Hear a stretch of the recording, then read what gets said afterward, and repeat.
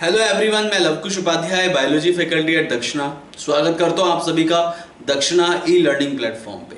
तो जो आज का हमारा लेक्चर है, lecture number 7 of strategies for enhancement in food production.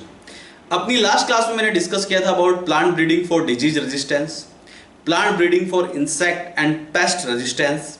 इसके अलावा मैंने डिस्कस किया था about the plant breeding for improve food quality. तो today I am going to discuss about plant breeding for anti nutritional factors. हमारी जो crops होती हैं, हमारे जो प्लांट्स होते हैं, उनमें कुछ एंटी न्यूट्रिशनल फैक्टर्स भी होते हैं। एंटी न्यूट्रिशनल फैक्टर्स जो कि हमारे लिए किसी काम के नहीं हैं, जिनके कंजप्शन से, जिनको अगर हम फीड करते हैं तो उससे हमें काफ़ी सारी हेल्थ रिलेटेड प्रॉब्लम्स डेवलप हो जाती है, जो कि हमारे लिए नुकसानदायक है। तो ऐसे केस में भी हम प्लांट ब्रीडिंग को परफॉर्म करते हैं ऐसे एंटी न्यूट्रिशनल फैक्टर्स को रिमूव करने के लिए। Is that clear to all of you? So I am going to discuss some anti-nutritional factors, right? यानी कि plant breeding for anti-nutritional factors. So listen carefully, ध्यान दीजिए। तो plant breeding,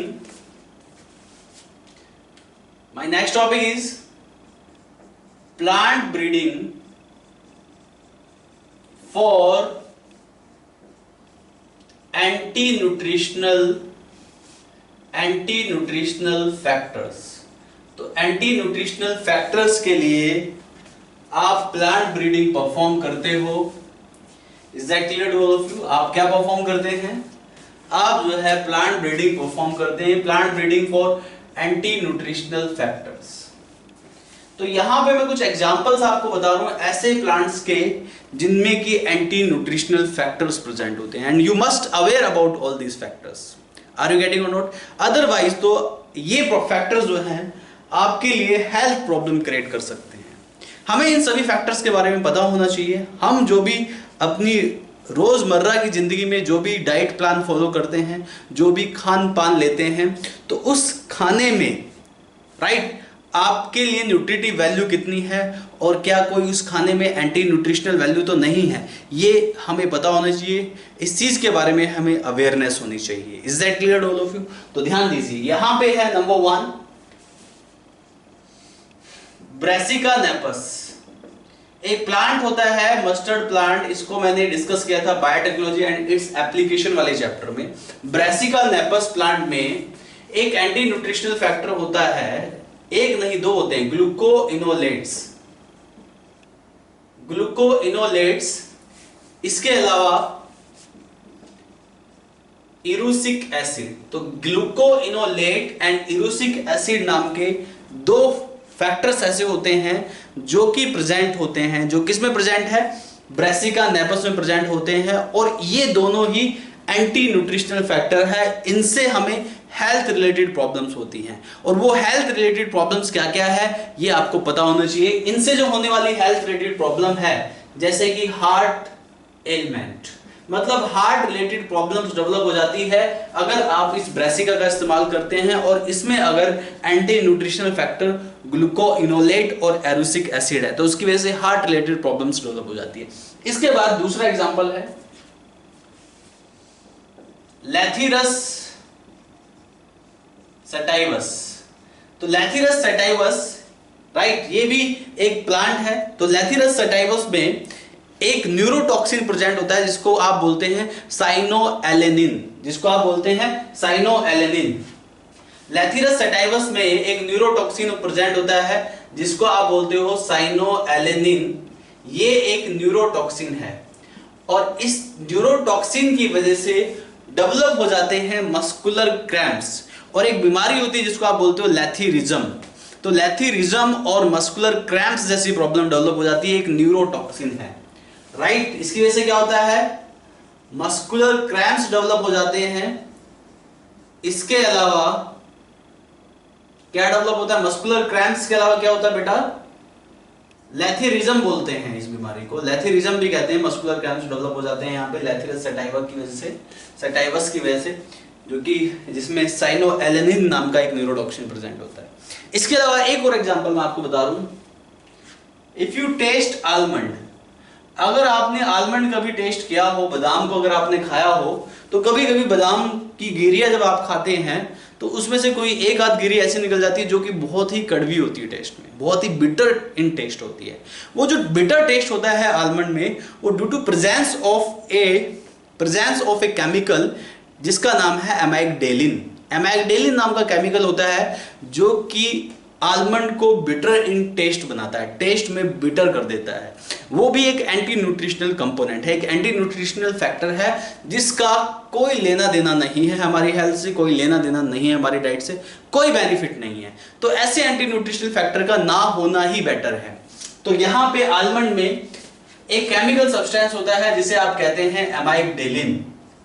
एमाइगडेलिन, तो एमाइगडेलिन की वजह से यहां पे आलमंड बिटर इन टेस्ट हो जाता है, टेस्ट में बहुत ही कड़वा हो जाता है एमाइगडेलिन की वजह से। ऐसे और भी कुछ केमिकल्स होते हैं, अगर आपने सुना हो French bean and kidney bean. French beans and kidney beans में एक टॉक्सिक मटेरियल होता है जिसको आप बोलते हो लैक्टिन्स, जिसको आप क्या बोलते हो, लैक्टिन्स नाम का एक टॉक्सिक मटेरियल होता है जो कि एग्लूटिनेशन ऑफ आरबीसीज कर देता है, agglutination of RBCs, agglutination of RBCs की प्रॉब्लम डेवलप करता है लैक्टिन्स नाम का टॉक्सिक मटेरियल जो कि फ्रेंच बीन या किडनी बीन्स में प्रेजेंट होता है। तो ये कुछ एग्जांपल्स हैं जो जनरली एग्जाम में पूछ लिए जाते हैं, ये आपको पता होने चाहिए। अब मैं यहाँ पे कुछ ऐसी ब्रीड और ऐसी हाइब्रिड की बात करता हूँ, ऐसी प्लांट की बात करता हूँ जिसमें कि इन एंटी न्यूट्रिशनल फैक्टर्स को रिमूव कर दिया गया है। यहाँ पे दो वैरायटी हैं, ब्रासिका की दो वैरायटी है, एक का नाम है कैनोला और दूसरा का नाम है होया। दूसरी का नाम क्या है, होया। कैनोला और होया नाम की दो वैरायटी हैं। इन कैनोला और होया नाम की दोनों ब्रासिका की वैरायटी हैं। दोनों किसकी वैरायटी हैं, brassica variety, variety of brassica, brassica की वैरायटी है। और दोनों की खास बात क्या है, इसके अंदर ये एक जेनेटिकली मॉडिफाइड हमने इसको बना दिया है, इसमें उन जीन्स को डिलीट कर दिया है जिसकी वजह से ग्लूकोइनोलेट और एरोसिक एसिड प्रोड्यूस होता है। इन वैरायटीज में क्या किया गया, हमने क्या किया, हमने delete the genes, delete the genes, इसमें से जीन्स को डिलीट कर दिया गया, delete the genes which produce, जो कि प्रोड्यूस क्या करता है, ग्लूकोइनोलेट एंड एरोसिक एसिड, जो कि ग्लूकोइनोलेट और एरोसिक एसिड जैसे केमिकल्स को प्रोड्यूस करता है ब्रासिका, जो कि हार्ट एलिमेंट डेवलप करते हैं। अब यहां पे ब्रासिका में से उन दोनों केमिकल्स को बनाने वाले जीन्स को निकाल दिया गया है, डिलीट कर दिया गया है। अब हमारे पास एक मॉडिफाइड वैरायटी आ गई, कैनोला एंड होया। अगर आप इस वैरायटी का इस्तेमाल करते हैं, इस वैरायटी के मस्टर्ड ऑयल का इस्तेमाल करते हैं, तो आपको कोई भी हार्ट एलिमेंट की प्रॉब्लम नहीं होगी, हार्ट रिलेटेड डिसऑर्डर नहीं डेवलप होगा। क्यों? क्योंकि इनसे उन जीन्स को निकाल दिया गया है जो कि इन हार्मफुल दो केमिकल्स को बनाने का काम करते हैं। तो दिस इज अबाउट, ये कुछ इंफॉर्मेशन थी about plant breeding for anti nutritional factors. इससे ज्यादा एग्जाम में कुछ नहीं आता है, तो ये आपको याद होना चाहिए। इसके बाद मेरा जो अगला टॉपिक है, that I am going to discuss energy crops, right. Energy crops के बारे में मैं डिस्कस करने जा रहा हूं, तो ये आपको पता होना चाहिए एनर्जी क्रॉप्स क्या क्या होती हैं। कभी कभी एनर्जी क्रॉप्स से रिलेटेड क्वेश्चंस पूछ लिया जाता है, you must understand about this. Energy crops ऐसी क्रॉप्स जिनका प्रोडक्शन किया जाता है अल्कोहल या इथेनॉल लेने के लिए, मतलब ऐसी क्रॉप्स जिनसे कि अल्कोहल या इथेनॉल बनाया जाता है, राइट। ऐसी क्रॉप्स को आप एनर्जी क्रॉप्स कहते हैं, क्योंकि इथेनॉल और अल्कोहल, राइट, इथेनॉल जो होता है एक एनर्जी सोर्स होता है, और इस एनर्जी सोर्स को हम जो है पेट्रोल में मिक्स करके भी इस्तेमाल कर सकते हैं। या कुछ कंट्रीज तो ऐसी हैं जहां पे इन अल्कोहल का इस्तेमाल किया जाता है गाड़ियों में डालने के लिए, और गाड़ियां जो है अल्कोहल से ही चलती हैं। तो ऐसी क्रॉप्स जिनको अल्कोहल या इथेनॉल बनाने के पर्पज से उगाया जाता है, उसे आप एनर्जी क्रॉप कहते हैं। उसे आप क्या कहते हैं, एनर्जी क्रॉप। तो एनर्जी क्रॉप्स क्या है, production of crops for alcohol या इथेनॉल। इथेनॉल या अल्कोहल बनाने के लिए जो आप प्रोडक्शन ऑफ क्रॉप्स करते हैं उसे आप एनर्जी क्रॉप कहते हैं। इसमें काफी सारे एग्जांपल आ जाते हैं। सबसे ज्यादा अल्कोहल बनाने के लिए जो क्रॉप बनाई जाती है, इस्तेमाल की जाती है, potato, maize, sugarcane, tapioca. ये कुछ ऐसी क्रॉप्स हैं जिनको फर्मेंटेड करके अल्कोहल तैयार किया जाता है, इथेनॉल बनाया जाता है और इस इथेनॉल का इस्तेमाल करते हैं आप एज ए फ्यूल। सो इनको बायोफ्यूल भी कहा जाता है। इसे क्या कहा जाता है? बायोफ्यूल कहा जाता है, जो कि आप इन प्लांट से ऑब्टेन करने का काम करते हो। यहाँ पे अल्कोहल बनाने के लिए दो डिफरेंट कंट्रीज ने दो डिफरेंट प्रोग्राम चलाए। इन प्रोग्राम के बारे में मैं डिस्कस कर लेता हूँ। एक प्रोग्राम का नाम था, कुछ प्रोग्राम्स है यहाँ पे एनर्जी क्रॉप्स को डेवलप करने के लिए कुछ प्रोग्राम चलाए गए। तो जो पहला प्रोग्राम था, उस प्रोग्राम का नाम था प्रो अल्कोहल प्रोग्राम। ये जो प्रोग्राम स्टार्ट किया, this program was started by Brazil. इस प्रोग्राम को ब्राजील ने स्टार्ट किया। ब्राजील जो है एनर्जी क्रॉप्स बनाने के मामले में सबसे नंबर 1 प्लेस पे आता है। ब्राजील जो है इन एनर्जी क्रॉप्स का सबसे ज्यादा इस्तेमाल करता है अल्कोहल बनाने के लिए, और ब्राजील ने ही ये पहला प्रोग्राम चलाया जिसका नाम था प्रो अल्कोहल प्रोग्राम। इस प्रोग्राम का अल्टीमेट एम और अल्टीमेट गोल ये था कि इस प्रोग्राम में जो है हमें अल्कोहल मतलब पेट्रोल को या जो नेचुरल गैसेस जो इस्तेमाल होती हैं, पेट्रोल और नेचुरल गैसेस को रिप्लेस कर देना है अल्कोहल से। ये इस प्रोग्राम का अल्टीमेट गोल था, अल्टीमेट एम था। ये आपको पता होना चाहिए। Listen carefully. तो इस प्रोग्राम का एम क्या था? To complete replace the petrol by alcohol. इस प्रोग्राम का अल्टीमेट एम था कि हमें जो है पेट्रोल को अल्कोहल से बदलना है, और अल्कोहल से चलने वाली गाड़ियां बनाई गई, अल्कोहल से चलने वाले गाड़ियों के इंजन तैयार किए गए, और वहां पे गाड़ियां ऐसी हैं जो कि अल्कोहल पे दौड़ती हैं, जहां पे पेट्रोल की जरूरत नहीं होती। उसके बाद यूएसए ने भी एक प्रोग्राम चलाया, program number 2 that I am going to discuss. एक सेकंड प्रोग्राम यूएसए ने चलाया। ये जो प्रोग्राम था, इस प्रोग्राम का नाम था गैसोहल प्रोग्राम।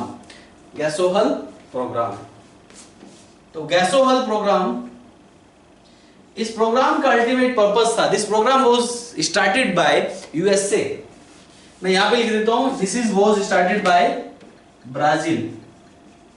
तो ये जो प्रो अल्कोहल प्रोग्राम था, ये ब्राजील ने स्टार्ट किया। ऐसे ये गैसोहल प्रोग्राम था, this program was started bye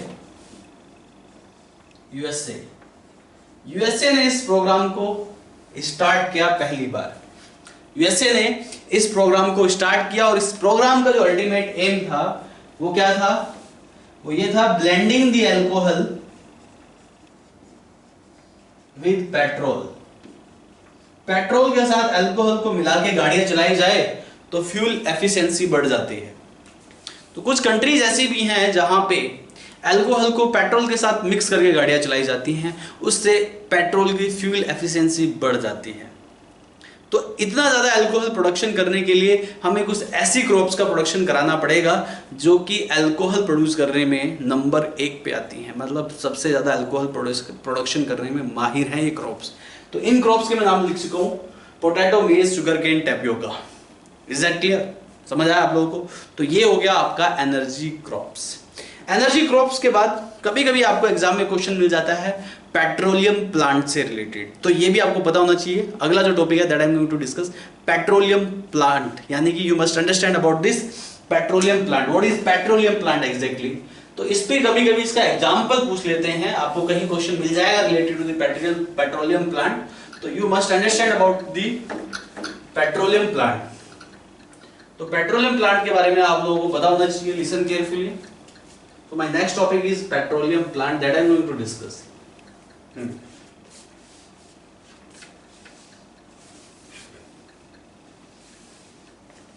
Next is petroleum plant.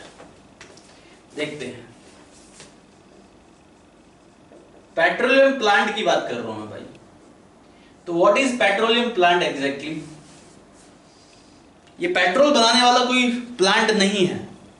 Petroleum plant मतलब ऐसी क्रॉप जिसके पास एक ऐसा लेटेक्स होता है जिसमें कि लॉन्ग चेन ऑफ हाइड्रोकार्बन होती है, and that chain similar to the petrol, जिसमें कि हाइड्रोकार्बन चेन पेट्रोल के हाइड्रोकार्बन चेन से सिमिलैरिटी शो करता है।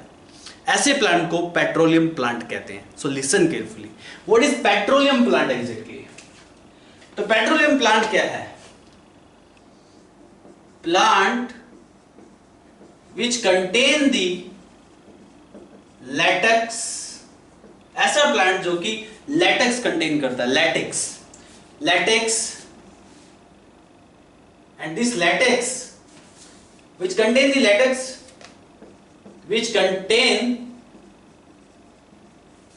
a long chain of hydrocarbon।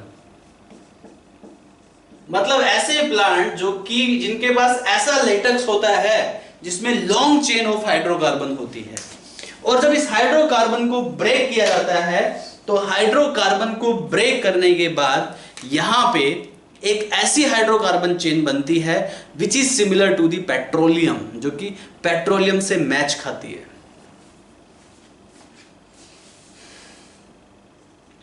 When this long chain, जब इस लॉन्ग चेन को when this long chain break down, जब इस लॉन्ग चेन को ब्रेक डाउन किया जाता है तो प्रोड्यूस अनदर चेन, तो यहां पे अनदर चेन प्रोड्यूस होती है, right, which is similar to petroleum, जो कि पेट्रोलियम से मैच खाती है, पेट्रोलियम के सिमिलर है। फ्यूचर में इसके इस्तेमाल होने के चांसेस हैं। ये फ्यूचर प्रोस्पेक्टिव के लिए बहुत ही इंपॉर्टेंट क्रॉप है पेट्रोलियम प्लांट, ऐसा बोला जाता है इसको, क्योंकि इसमें वो सारे केमिकल्स होते हैं इसके लेटेक्स में जो पेट्रोलियम में प्रेजेंट होते हैं। तो पेट्रोलियम को आप बर्न करने का इस्तेमाल करते हैं, एज ए फ्यूल इस्तेमाल करते हैं, तो इनको भी एज ए फ्यूल ही इस्तेमाल किया जा सकता है। ऐसे प्लांट को आप पेट्रोलियम प्लांट कहते हैं। और इस पेट्रोलियम प्लांट में के जो एग्जाम्पल्स है, एग्जाम्पल पे क्वेश्चन पूछ लिया जाता है। आपने सुना होगा Euphorbiaceae family, Euphorbiaceae family, Euphorbiaceae family के जितने भी प्लांट है लाइक यूफोर्बिया, यूफोर्बिएसी फैमिली के जितने भी प्लांट है like euphorbia used as petroleum plant, जिसको पेट्रोलियम प्लांट की तरह इस्तेमाल किया जाता है, यानी कि उसके पास ऐसा लेटेक्स है, यूफोर्बिया। ऐसी एस्ट्रेएसी फैमिली, एस्ट्रेएसी फैमिली में भी कुछ पेट्रोलियम प्लांट कंसीडर किए जाते हैं। ऐसी एक प्लांट का नाम सुना होगा आपने, कैलोट्रोपिस प्लांट, वो भी पेट्रोलियम प्लांट की कैटेगरी में ही आता है। तो ये एग्जांपल आपको याद होने चाहिए, euphorbia plant, asteraceae family and calotropis plant, ये पेट्रोलियम प्लांट है। इसके बाद हमारा अगला टॉपिक है single cell protein, that I am going to discuss in detail, that is very important, और सिंगल सेल प्रोटीन वाले टॉपिक से भी क्वेश्चन आपको मिल सकते हैं। तो ध्यान दीजिएगा, single cell protein. My next or my another topic is single cell protein, that I am going to discuss in detail, single cell protein। ध्यान दीजिएगा, सिंगल सेल प्रोटीन, या फिर इसको शॉर्ट फॉर्म में SCP कहिए, सिंगल सेल प्रोटीन। कुछ लोगों का मानना ये है ऐसे प्रोटीन जो कि सिंगल सेल ऑर्गेनिज्म से प्रोड्यूस होते हैं, कई कई किताबों में भी लिखा रहता है, जो कि बिल्कुल गलत है। कुछ लोगों का मानना यह है कि ऐसे प्रोटीन जो कि माइक्रो ऑर्गेनिज्म, यूनिसेलुलर मतलब single cell micro organism produce करते हैं, उसे आप सिंगल सेल प्रोटीन कहते हैं। ये बिल्कुल गलत स्टेटमेंट है। सिंगल सेल प्रोटीन क्या है? This is protein rich biomass, this is protein enriched biomass which can be produced by unicellular microorganism, even which can be produced by multicellular microorganism, यानी कि ये इसको दोनों ही प्रोड्यूस कर सकते हैं। इसको यूनिसेलुलर माइक्रोऑर्गेनिज्म भी प्रोड्यूस कर सकता है, मल्टी सेलुलर माइक्रो ऑर्गेनिज्म भी इसको प्रोड्यूस कर सकते हैं। Is that clear? तो दोनों ही माइक्रो ऑर्गेनिज्म इसको प्रोड्यूस कर सकते हैं। तो ये कहना बिल्कुल गलत होगा कि सिंगल सेल प्रोटीन सिर्फ सिंगल सेल ऑर्गेनिज्म ही प्रोड्यूस कर सकते हैं। तो what is exactly single cell protein? You must understand this is not exactly pure protein, but this is protein enrich biomass. What is this? What is this? This is protein enrich biomass. तो single cell protein क्या है? This is protein enrich biomass. ये है protein enrich biomass, protein enriched biomass. ये protein enriched biomass है and it can be produced by unicellular micro organism. ये unicellular micro organism भी प्रोड्यूस कर सकता है and even multicellular micro organism. तो ये कहना गलत होगा कि सिर्फ इसको यूनिसेल्युलर माइक्रो ऑर्गेनिज्म प्रोड्यूस होता है। इस पे क्वेश्चन भी बन सकता है, are you getting or not? Right? तो ये यूनिसेल्युलर माइक्रो ऑर्गेनिज्म भी प्रोड्यूस कर सकता है और मल्टी सेल्युलर माइक्रो ऑर्गेनिज्म भी प्रोड्यूस कर सकता है and this is protein enrich biomass. जैसे कि आप जानते हैं वर्ल्ड की लगभग 25% पॉपुलेशन ऐसी है जो कि माल न्यूट्रिशन का शिकार है, जिसके पास एडिक्वेट अमाउंट में फूड नहीं है। हम क्रॉप प्रोडक्शन करते हैं, हम न्यूट्रिशनल वैल्यू को बढ़ाते हैं, हम प्लांट ब्रीडिंग टेक्निक को इस्तेमाल करते हैं, लेकिन फिर भी हमारे लिए कहीं ना कहीं न्यूट्रिशन जो है हमें नहीं मिल पाता है, यानी कि हम अपनी पूरी न्यूट्रिशनल डिमांड को पूरा नहीं कर पाते हैं। खासकर प्रोटीन डिमांड को बहुत ही कम लोग पूरा कर पाते हैं। तो ऐसे केस में हमारी फूड में प्रोटीन का होना बहुत जरूरी है और ये प्रोटीन सोर्स सिर्फ हमें क्रॉप से जो मिलता है वो इनफ नहीं है। कुछ प्रोटीन जो है हमारे लिए माइक्रो ऑर्गेनिज्म भी तैयार करते हैं, जिनके बारे में डिस्कस करने जा रहा हूं और इनका होना बहुत जरूरी है। Is that clear? तो सिंगल सेल प्रोटीन समझ आया आपको? ऐसा प्रोटीन यानी कि this is the biomass, this is protein enrich biomass which can produced by unicellular microorganisms as well as by multicellular microorganisms. Our plant crops are not enough, right, for our nutritional demand. हमारी nutritional demand के लिए हमारी plant crops enough नहीं है, इसलिए हमें कुछ several other methods भी adopt करने पड़ते हैं अपनी nutritional value को बढ़ाने के लिए। Right? Is that clear all of you?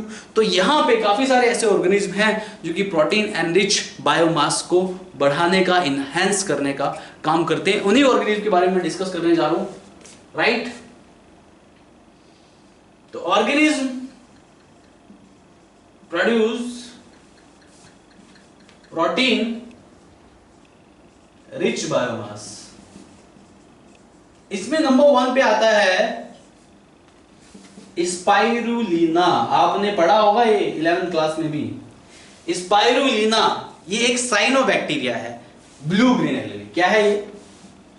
Cyanobacteria है जिसको ब्लू ग्रीन एल्गी कहते हैं। ये जो स्पाइरुलिना है it grow on straw, molasses, potato, जितने भी मतलब ऐसे जो लिविंग फूड मटेरियल होते हैं जो कि वेस्ट हो जाते हैं या निकल जाते हैं, तो वेस्ट मटेरियल पे इनको ग्रो कराया जा सकता है, ऐसे वेस्ट मटेरियल पे जो कि डिग्रेडेबल हैं, और उन पे जब ग्रो करते हैं तो ये प्रोटीन रिच बायोमास का प्रोडक्शन करते हैं। उसमें ये जो फूड प्रोड्यूस करते हैं उसमें प्रोटीन भी होता है, कार्बोहाइड्रेट भी होता है, मिनरल्स भी होते हैं, बट प्रोटीन का कंटेंट ज़्यादा होता है। तो ये जो स्पाइरुलिना है मेनली ग्रो ऑन स्ट्रॉ, जो कि बच जाता है स्ट्रॉ, या मोलेसिस, शुगर केन में जो मोलेसिस जो होता है शुगर केन से निकलता है, मोलेसिस, राइट, पोटैटो, और भी काफी सारे वेस्ट हैं उन पे इनको ग्रो करा दिया जाता है। तो इसके दो फायदे हैं, एक तो ये प्रोटीन एनरिच मास को प्रोड्यूस कर रहा है, और दूसरा इन जो वेस्ट मटेरियल है, जो मोलेसिस है जो बच जाता है, जो स्ट्रो है जो बच जाता है, या जो खराब सब्जियां हैं, फल हैं, फ्रूट्स हैं, वो जो बच जाते हैं, राइट, तो उनसे क्या होता है कि इन्वायरमेंटल पॉल्यूशन बढ़ सकता है। तो ऐसे केस में हम उनको इस तरीके से यूटिलाइज करते हैं, उन पे जो है स्पाइरुलिना जैसे साइनोबैक्टीरिया को ग्रो करा देते हैं और वो जो है उनको फीड करके प्रोटीन एनरिच बायोमास बनाने का काम करते हैं। फिर इस प्रोटीन एनरिच बायोमास का हम अपनी डाइट में इस्तेमाल करते हैं, प्रोटीन सप्लीमेंट्स में इस्तेमाल करते हैं। आपने देखा होगा काफी सारे जो बॉडी बिल्डर्स होते हैं वो प्रोटीन सप्लीमेंट का इस्तेमाल करते हैं, क्योंकि उनकी डाइट में प्रोटीन सफिशिएंट अमाउंट में उनको नहीं मिल पाता। तो ऐसे केस में वो प्रोटीन सप्लीमेंट्स का इस्तेमाल करते हैं और वो प्रोटीन सप्लीमेंट्स कुछ ऐसे ही प्रोडक्ट से तैयार किए जाते हैं, सिंगल सेल प्रोटीन बोलते हैं आप उनको। Is that clear to all of you? तो यहाँ पे तो spirulina cyanobacteria grow on straw, molasses, potato and produce protein rich biomass, और ये प्रोटीन रिच बायोमास का प्रोडक्शन करते हैं। किसका प्रोडक्शन करते हैं? प्रोटीन रिच बायोमास का। You must understand about this. ऐसी और भी एग्जांपल मैं आपको बताने जा रहा हूं, so listen carefully. There are some other examples also. कुछ फंजाई भी ऐसे होते हैं जो कि प्रोटीन रिच बायोमास का प्रोडक्शन करते हैं। Some fungi are also there.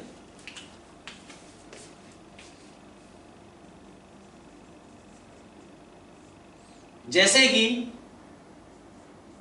Candida utilis, ये एक ईस्ट है, ये प्रोटीन रिच बायोमास का प्रोडक्शन करने में हेल्प करता है।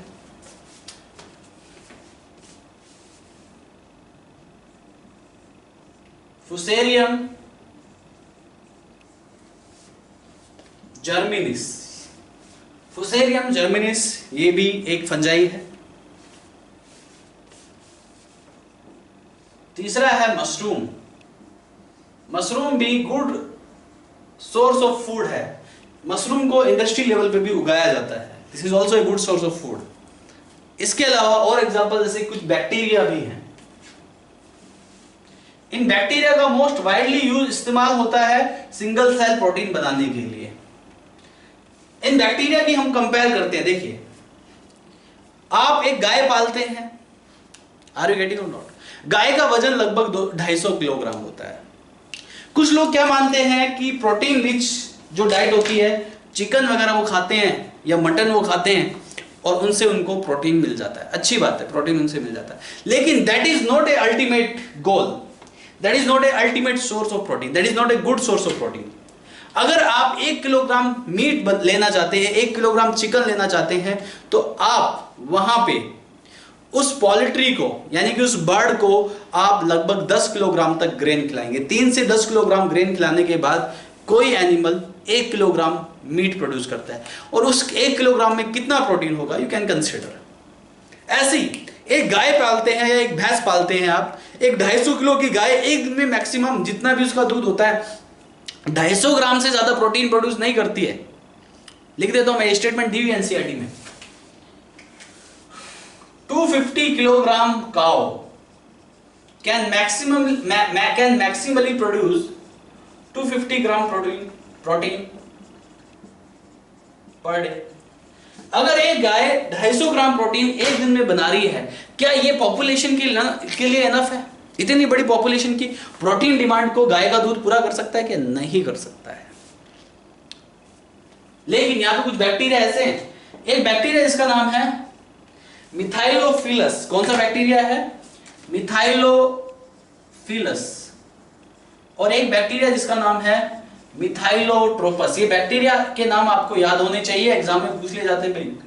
Bacteria Methylophilus and bacteria Methylotrophus can produce 25 tons protein per day. देख रहे हैं, एक दिन में 25 टन प्रोटीन तक प्रोड्यूस करता है ये बैक्टीरिया। एक छोटा सा माइक्रो ऑर्गेनिज्म इतना सारा प्रोटीन बना देता है जो एक बड़ी सी गाय नहीं बना पाती है। गाय के मिल्क से आपको पूरे दिन में मैक्सिमली 250 ग्राम प्रोटीन मिलता है, बट ये माइक्रो ऑर्गेनिज्म इतने फास्ट रेट से प्रोटीन प्रोडक्शन करता है कि जिससे कि हमारी पॉपुलेशन की प्रोटीन डिमांड को फुलफिल किया जा सके। So this is all about single cell protein. Now my next topic is tissue culture that I am going to discuss in detail. So listen carefully. इसके बाद I am going to discuss a very important technique that you call tissue culture technique. Tissue culture technique का भी इस्तेमाल किया जाता है crop production को बढ़ाने के लिए, राइट, मल्टीपल प्रोडक्शन को एक साथ ऑब्टेन करने के लिए टिश्यू कल्चर टेक्निक है, this is highly significant technique. So you must understand about tissue culture technique now. So listen carefully about tissue culture. तो what is tissue culture exactly, you must understand about this. Tissue culture की मैं बात कर रहा हूं यहां पे.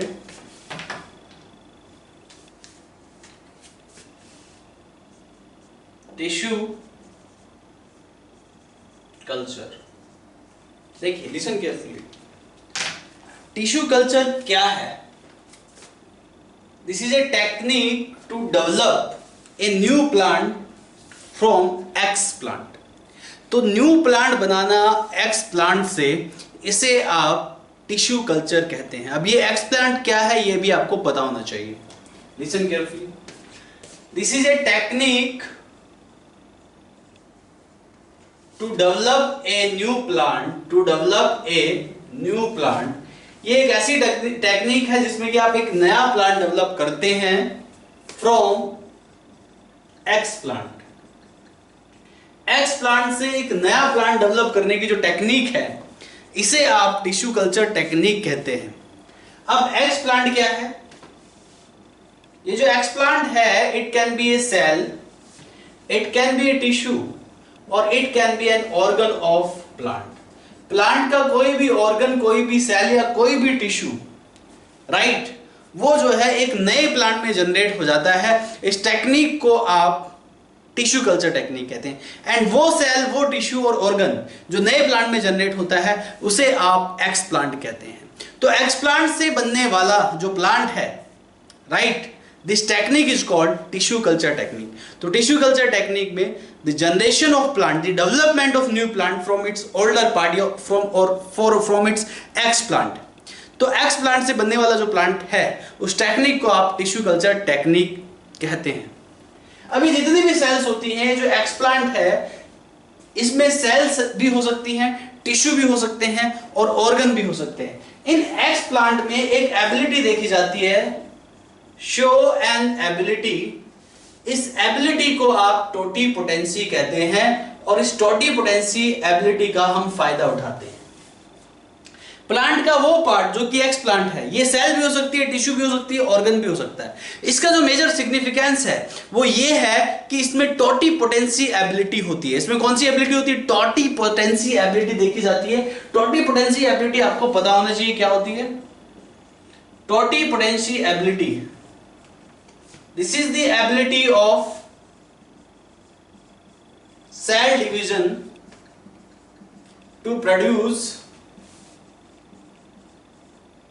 complete plant. यानी कि प्लांट के पार्ट में सेल डिवीजन टेक प्लेस करता है, और उस पार्ट में जब सेल डिवीजन टेक प्लेस करता है तो उससे एक कंप्लीट प्लांट डेवलप हो जाता है, या प्लांट लेट डेवलप हो जाता है. Is that clear to all of you? तो यहां पे प्लांट्स डेवलप होता है टोटीपोटेंसी एबिलिटी से. आपने जैसे कि पढ़ा होगा रिप्रोडक्शन वाले चैप्टर में कि हमारी बॉडी में, यानी कि एम्ब्रियो की जो लाइफ होती है, एम्ब्रियोनिक डेवलपमेंट के टाइम पे हमारी बॉडी के अंदर स्टेम सेल्स प्रेजेंट होती हैं. और ये जो स्टेम सेल्स होती हैं, ये स्टेम सेल्स में टोटीपोटेंसी एबिलिटी देखी जाती है, टोटीपोटेंट सेल्स होती है. यानी कि ये सेल्स जो है डिफरेंट ऑर्गन्स में मॉडिफाइड हो जाती है. डिफरेंट इन सेल्स में डिवीजन होता है तो डिफरेंट ऑर्गन्स में डेवलप हो जाती है, या कभी कभी ये सेल्स कंप्लीट ऑर्गेनिज्म में डेवलप हो जाती हैं, राइट. तो प्लांट्स में एक्स प्लांट जो है, राइट, वो एक नया प्लांट जनरेट कर सकता है, इसे टिश्यू कल्चर टेक्निक कहते हैं. और नया प्लांट को जनरेट कैसे कर सकता है? क्योंकि उसके पास टोटीपोटेंसी एबिलिटी होती है. टोटीपोटेंसी का मतलब क्या है कि प्लांट की वो एबिलिटी, सेल्स की वो एबिलिटी जिससे कि वो डिवीजन होता है और उसमें डिफरेंशिएशन होकर कंप्लीट प्लांटलेट बन जाता है. और इस टोटीपोटेंसी एबिलिटी का इस्तेमाल किया जाता है टिश्यू कल्चर टेक्निक में. अब मैं बात करता हूं टिश्यू कल्चर टेक्निक में क्या क्या रिक्वायरमेंट्स है हमारी. तो हमारी जो मेजर रिक्वायरमेंट्स है टिश्यू कल्चर टेक्निक जो प्लांट प्रोड्यूस किया जाता है टिश्यू कल्चर टेक्निक में, वो लेबोरेटरी मीडियम में प्रोड्यूस किया जाता है.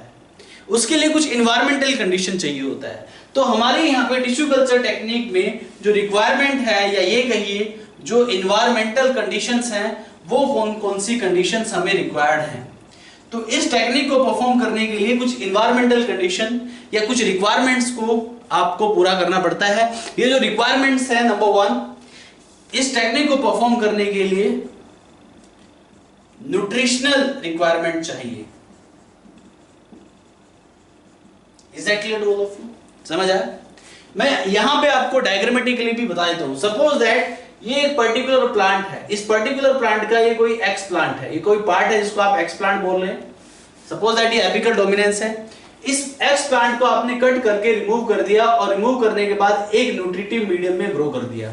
यहां पे एक न्यूट्रिटिव मीडियम है, इस न्यूट्रिटिव मीडियम में इस एक्स प्लांट को आपने डाला तो इस एक्स प्लांट से एक नया प्लांट जनरेट हो जाएगा। इस एक्स प्लांट से क्या हो जाएगा? एक नया प्लांट जनरेट हो जाएगा। इसे आप टिश्यू कल्चर टेक्निक कहते हैं। तो generation of new plant from its x plant, तो एक्स प्लांट से नए प्लांट के जनरेट होने का जो प्रोसेस है, इस प्रोसेस को आप टिश्यू कल्चर कहते हैं। तो यहां पे एक्स प्लांट से जो नया प्लांट बन गया है, जिसको आप टिश्यू कल्चर टेक्निक कहते हैं, तो उसके लिए हमें यहां पे कुछ कंडीशंस रिक्वायर्ड होती है, हमारी कुछ रिक्वायरमेंट्स होती है। पहली जो रिक्वायरमेंट होती है वो होती है न्यूट्रिशनल मीडियम, राइट? ये जो प्लांट ग्रो करता है इसके लिए कुछ न्यूट्रिशनल मीडियम की रिक्वायरमेंट होती है। तो यहां पे जो रिक्वायरमेंट्स है, requirement number 1 that you called nutritional requirement. Requirement number 2 sterilisation requirement होता है। यहाँ पे इन्वायरमेंटल कंडीशन, यहाँ पे स्टेरिलाइजेशन भी रिक्वायर्ड होता है। और तीसरा जो है एरेशन भी रिक्वायर्ड होता है। क्या रिक्वायर्ड होता है? एरेशन भी रिक्वायर्ड होता है। तो आगे देखिए, तो टिश्यू कल्चर टेक्निक में आप एक्स प्लांट से, जो कि एक सेल भी हो सकता है, जो कि एक टिश्यू भी हो सकता है, जो कि एक ऑर्गन भी हो सकता है, उस एक्स प्लांट से एक नए प्लांट को जनरेट कर देते हो। इस टेक्निक को आप टिश्यू कल्चर टेक्निक कहते हैं। और ये जो पॉसिबल होता है, ये उस एक्स प्लांट की टोटिपोटेंसी एबिलिटी की वजह से होता है। टोटिपोटेंसी एबिलिटी जो होती है, this is the ability of cell division to produce or to generate complete plant. That ability is called totipotency ability. ये totipotency ability एनिमल्स में स्टेम सेल्स में भी देखी जाती है। Is that clear to all of you? तो ये हो गया आपका। और यहाँ पे कंडीशन कौन कौन सी रिक्वायर्ड है? न्यूट्रिशनल रिक्वायरमेंट है, स्टेरिलाइजेशन रिक्वायरमेंट है, एरेशन रिक्वायरमेंट है। Is that clear? तो सबसे पहले न्यूट्रिशनल रिक्वायरमेंट की बात करते हैं। यहाँ पे न्यूट्रिशनल रिक्वायरमेंट और न्यूट्रिशनल मीडिया जिसको आप बोलते हैं, उसमें क्या क्या कंटेंट्स होते हैं ये आपको पता होना चाहिए। तो यहां पे जो न्यूट्रिशनल मीडियम है उसमें क्या क्या कंटेंट होते हैं, you must know about this. यहां पे जो कंटेंट्स होते हैं, कुछ ऑर्गेनिक कंटेंट्स होते हैं जो कि प्लांट की ग्रोथ के लिए बहुत जरूरी है। कुछ इनऑर्गेनिक कंटेंट्स होते हैं, कुछ मिनरल्स होते हैं, कुछ आयंस होते हैं, विटामिन्स भी हो सकते हैं, वाटर भी हो सकता है, और सबसे इंपॉर्टेंट यहां पे प्लांट ग्रोथ रेगुलेटर्स होना भी बहुत जरूरी है। PGR, plant growth regulators. Plant growth regulators जो कि हॉर्मोन्स होते हैं, इन हॉर्मोन्स के बिना प्लांट की ग्रोथ पॉसिबल ही नहीं है। जिस न्यूट्रिएंट मीडियम में आप एक्स प्लांट को इंट्रोड्यूस कर रहे हैं, तो ख्याल रहे, बात का ध्यान रहे कि उसमें प्लांट ग्रोथ रेगुलेटर्स होना भी कंपलसरी है। क्योंकि आपने पढ़ा होगा प्लांट में ग्रोथ के लिए ग्रोथ हॉर्मोन्स चाहिए होते हैं। इन ग्रोथ हॉर्मोन्स के बिना प्लांट की ग्रोथ पॉसिबल नहीं हो पाती। तो ये जो प्लांट ग्रोथ रेगुलेटर्स हैं, ये ग्रोथ हॉर्मोन्स हैं। और ये ग्रोथ हॉर्मोन्स और प्लांट ग्रोथ रेगुलेटर्स, राइट, ये एग्जैक्टली क्या होते हैं? ये होते हैं ग्रोथ हॉर्मोन्स। और ये जो ग्रोथ हॉर्मोन्स होते हैं लाइक 2,4-D, ये एक ऑक्सिन हार्मोन है। ऑक्सिन जनरली किसी भी प्लांट में रूट को इंड्यूस करने का काम करता है। आप प्लांट ग्रोथ रेगुलेटर्स में पढ़ चुके होंगे कि ये रूट का इंडक्शन में हेल्प करता है, रूट को इंड्यूस करने का काम करता है। इसके अलावा यहाँ पे साइटोकाइनिन की भी रिक्वायरमेंट होती है। और इन दोनों की जो रिक्वायरमेंट होती है वो एक बैलेंस फॉर्म में रिक्वायरमेंट होती है। Is that clear? कभी कभी ये चीजें इम्बैलेंस हो जाती है तो टिश्यू कल्चर टेक्निक में प्रॉब्लम्स हो सकती है। इसलिए इन दोनों की जो रिक्वायरमेंट है वो एक बैलेंस फॉर्म में रिक्वायरमेंट होनी चाहिए। तो 2,4-D ऑक्सिन की रिक्वायरमेंट होती है, साइटोकाइनिन की रिक्वायरमेंट होती है, and most appropriate cytokinin which is used in tissue culture technique that you called BAP। BAP का मतलब क्या है? यहाँ पे this is benzyl amino purine. Bap मतलब बेंजाइल अमीनोप्यूरिन बोलते हैं, एक तरह का साइटोकाइनिन है, ये जनरली सूट इंडक्शन में हेल्प करता है। तो यहाँ पे न्यूट्रिशनल रिक्वायरमेंट में ये हमारे कंटेंट्स होने चाहिए, ऑर्गेनिक कंटेंट्स होने चाहिए, क्योंकि आप जिस लेबोरेटरी मीडियम में जहाँ पे भी इसको ग्रो करा रहे हैं तो वहाँ पे न्यूट्रिएंट सप्लाई होना बहुत जरूरी है। और ये न्यूट्रिएंट सप्लाई में ऑर्गेनिक कंटेंट्स होने चाहिए, इनऑर्गेनिक कंटेंट्स होने चाहिए, विटामिन होने चाहिए, वाटर होना चाहिए, प्लांट ग्रोथ रेगुलेटर्स होने चाहिए। प्लांट ग्रोथ रेगुलेटर्स में जो मेजॉरिटी ऑफ ग्रोथ हार्मोन्स इस्तेमाल किए जाते हैं 2,4-D यानी कि जिसको आप ऑक्सिन बोलते हैं, इसके अलावा साइटोकाइनिन यानी कि बेंजाइन एमिनोप्यूरिन आप इसको बोलते हैं, तो इसका इस्तेमाल किया जाता है। न्यूट्रिएंट्स मीडियम के बाद यहाँ पे दूसरी जो कंडीशन हमें रिक्वायर्ड है वो है स्टेरिलाइजेशन। बिना स्टेरिलाइजेशन के यहाँ पे कंटेमिनेशन हो सकता है। जैसे मैंने आपको बताया था बायोटेक्नोलॉजी एंड इट्स एप्लीकेशन और इस प्रिंसिपल एंड प्रोसेस वाले चैप्टर में कि कंटेमिनेशंस को रोकना होता है। बायो रिएक्टर्स में आप डिफरेंट रिकॉम्बिनेंट प्रोटीन तैयार करते हैं तो वहां पे आपको कंटेमिनेशन रोकना होता है, स्टेरिलाइजेशन करते हैं। ऐसे ही टिश्यू कल्चर टेक्निक में भी कंटेमिनेशन हो सकता है, एल्गल कंटेमिनेशन हो सकता है, बैक्टीरियल कंटेमिनेशन हो सकता है, या किसी भी तरह का कंटेमिनेशन हो सकता है। तो कंटेमिनेशन को रोकने के लिए यहाँ पे स्टेरिलाइजेशन मेथड को अडॉप्ट किया जाता है। Is that clear? तो स्टेरिलाइजेशन मेथड का इस्तेमाल किया जाता है यहाँ पे। तो you must understand about this sterilisation method. So listen carefully, ध्यान दीजिए। नेक्स्ट इज स्टेरिलाइजेशन, बहुत जरूरी है। यहाँ पे जो स्टेरिलाइजेशन है वो किस किस की स्टेरिलाइजेशन होती है ये आपको पता होना चाहिए। Listen carefully.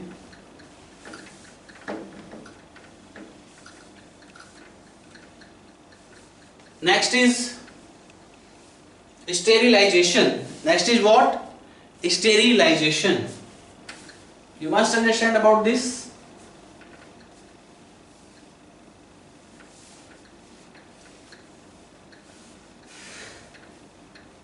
ध्यान दीजिए।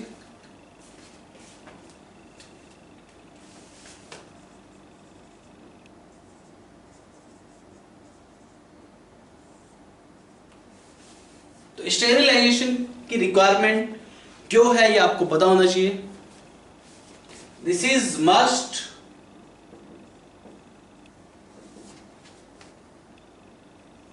For making the medium contamination और microbes free. Microbes free medium को डेवलप करने के लिए स्टेरिलाइजेशन को परफॉर्म किया जाता है। यहां पे जो स्टेरिलाइजेशन किया जाता है, sterilisation generally perform for sterilisation performed for किस किस के लिए परफॉर्म किया जाता है? जो न्यूट्रिशनल मीडियम आप इस्तेमाल कर रहे हैं, न्यूट्रिशनल मीडिया को भी स्टेरिलाइज किया जाता है। जो भी वेसल्स आप इस्तेमाल कर रहे हैं, जो भी इंस्ट्रूमेंट्स आप इस्तेमाल कर रहे हैं, या जो भी एक्सप्लांट आप इस्तेमाल कर रहे हैं, ये सारी चीजों का यूज होता है टिश्यू कल्चर टेक्निक में। तो इन सारी चीजों को स्टेरिलाइज करना बहुत जरूरी है। यहाँ पे स्टेरिलाइजेशन में आप न्यूट्रिशनल मीडिया को भी स्टेरिलाइज करते हैं, जो भी वेसल्स आप इस्तेमाल करते हैं उनको स्टेरिलाइज करते हैं, जो भी इंस्ट्रूमेंट आप इस्तेमाल करते हैं उनको स्टेरिलाइज करते हैं। इसके अलावा वो एक्सप्लांट जिससे कि आप एक नया प्लांट जनरेट कर रहे हो उसको भी स्टेरिलाइज करना बहुत जरूरी है। तो यहाँ पे दो टाइप के स्टेरिलाइजेशन देखे जाते हैं, एक सरफेस स्टेरिलाइजेशन और दूसरा कंप्लीट स्टेरिलाइजेशन। तो you must understand about what is surface sterilisation and what is complete sterilisation. So listen carefully. So next is, यहाँ पे जो स्टेरिलाइजेशन के मेथड है, there are two sterilisation methods. Number 1 surface sterilisation and number 2 complete sterilisation. तो एक surface sterilisation होता है और एक कंप्लीट स्टेरिलाइजेशन होता है। तो सरफेस स्टेरिलाइजेशन की बात करते हैं।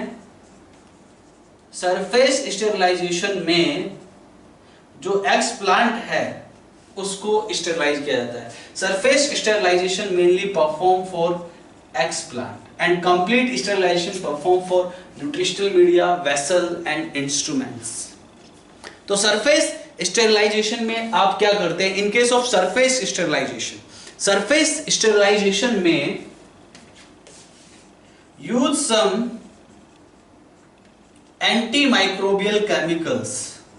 यहां पे कुछ एंटी माइक्रोबियल केमिकल्स को यूज किया जाता है to make explant microbes free, to make explant microbes free. Explants को माइक्रोब्स फ्री बनाने के लिए कुछ एंटी माइक्रोबियल केमिकल सब्सटेंस का इस्तेमाल किया जाता है। कुछ एंटी माइक्रोबियल केमिकल सब्सटेंस उन पे छिड़के जाते हैं, स्प्रे किए जाते हैं। इसे आप सरफेस स्टेरिलाइजेशन बोलते हैं। इससे एक्सप्लांट जो है वो माइक्रोब्स फ्री हो जाता है। तो ये हो गया सरफेस स्टेरिलाइजेशन। सरफेस स्टेरिलाइजेशन पे क्वेश्चन मार्क हो जाता है। Is that clear? क्वेश्चन आ जाता है, क्वेश्चन फ्रेम हो जाता है इस पे सरफेस स्टेरिलाइजेशन पे। So you must understand about this, listen carefully. तो सरफेस स्टेरिलाइजेशन, इसके बाद complete sterilisation. Next is complete sterilisation. अगर हम कंप्लीट स्टेरिलाइजेशन की बात करें तो कंप्लीट स्टेरिलाइजेशन में राइट किसको कंटेमिनेशन फ्री बनाया जाता है? इंस्ट्रूमेंट्स को, न्यूट्रिएंट्स मीडियम को और वेसल्स को। इस मेथड का इस्तेमाल किया जाता है, method used to sterilise,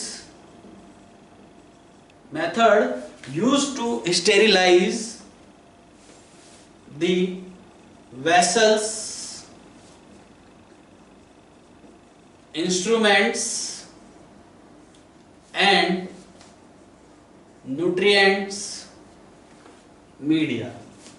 So this method is used to sterilize the vessels, instruments and nutrients media को sterilize करने के लिए इस मेथड का इस्तेमाल किया जाता है, जिसको आप कंप्लीट स्टेरिलाइजेशन बोलते हो। तो complete sterilisation generally this method use for vessels, instruments and nutrients media. तो इसमें आप कंप्लीट स्टेरिलाइजेशन को परफॉर्म करते हैं। Is that clear? तो यहां पे कौन कौन सी इन्वायरमेंटल कंडीशन चाहिए? न्यूट्रिएंट मीडियम चाहिए। न्यूट्रिएंट मीडियम में ऑलमोस्ट सारे कंटेंट इस्तेमाल करते हैं जिससे कि प्लांट की ग्रोथ की जा सके।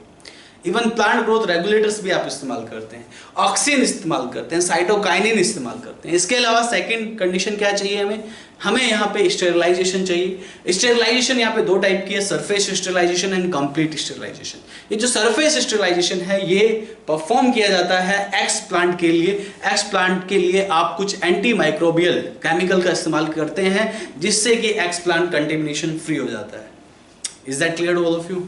इसके अलावा यहाँ पे कंप्लीट स्टेरिलाइजेशन जो है वो आप इस्तेमाल करते हो वेसल्स के लिए, इंस्ट्रूमेंट्स के लिए, न्यूट्रिएंट मीडियम के लिए। Is that clear? जिससे कि वो भी कंटेमिनेशन फ्री हो जाता है। तो ये आपका टास्क कंप्लीट हो गया। अब एक आपका जो लास्ट टास्क है, अच्छा एक चीज मैं आपको और बता दूं, कंप्लीट स्टेरिलाइजेशन में जनरली क्या क्या किया जाता है? इसमें जो यूज किया जाता है, यूज ऑफ ऑटोक्लेव। ऑटोक्लेव मतलब हीट किया जाता है।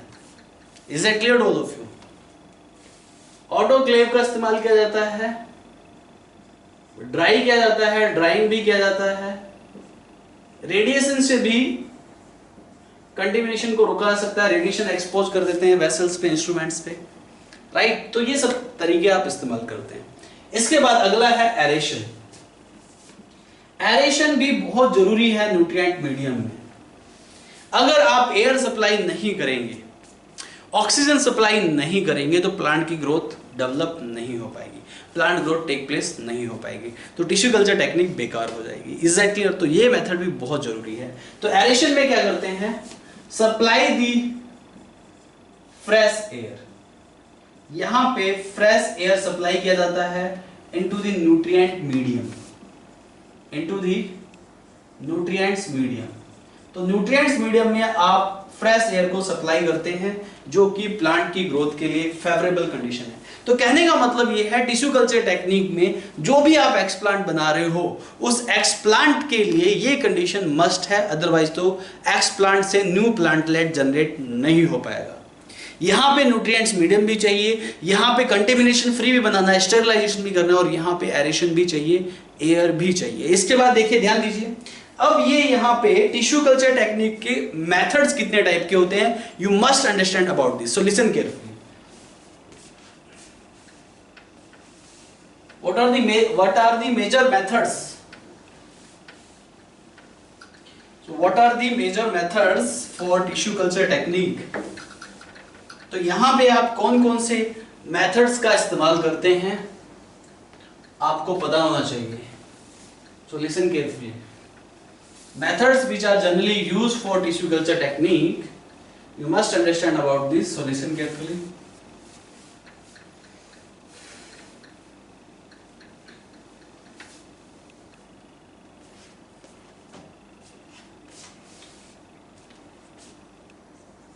तो यहां पे जो मेजर मेथड्स हैं जिनका आप इस्तेमाल करते हैं टिश्यू कल्चर टेक्निक में, पहला जो मेथड है in vitro growth culture.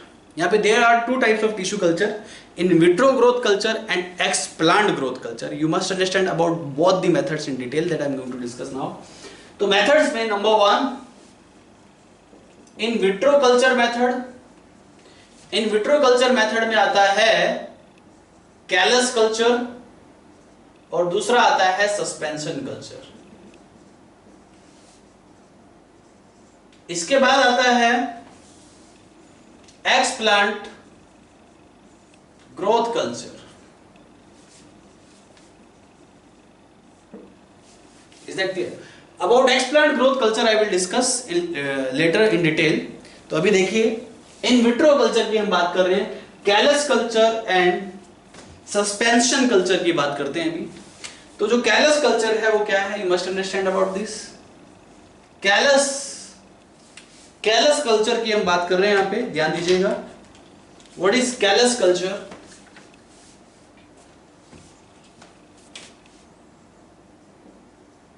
Callus culture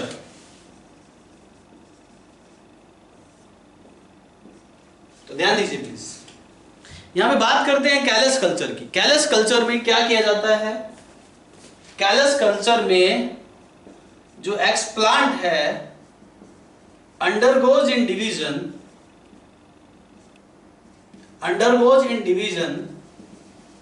and produce a undifferentiated mass of cell that you call callus.